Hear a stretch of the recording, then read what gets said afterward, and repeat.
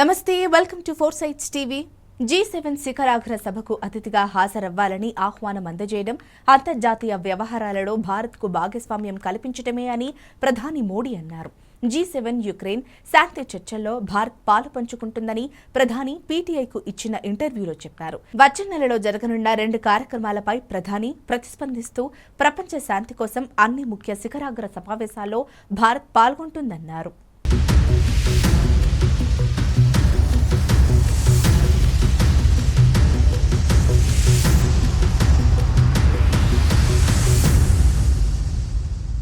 మానవాభివృద్ధి కేంద్రంగా జరిగే అన్ని కార్యక్రమాల్లో భారత్ తన వాణిని వినిపిస్తుందన్నారు.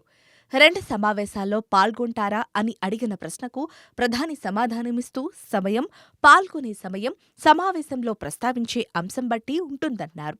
జూన్ 13 నుంచి 15 వరకు G7 సమావేశాలకు ఇటలీ ఆతిథ్యమిస్తోంది. జూన్ 15, 16లో స్విట్జర్లాండ్లో జరిగే సమావేశంలో యుక్రెయిన్ శాంతిపై చర్చిస్తారు. భారత సంస్కృతికి అద్దం పడుతూ వసుదైక కుటుంబం ఏర్పడేలా ప్రపంచ శాంతి, భద్రత, అభివృద్ధిని ప్రోత్సహించే అన్ని ముఖ్యమైన శిఖరాగ్ర సమావేశాలలో భారతదేశం పాల్గొంటుందని మోడీ చెప్పారు.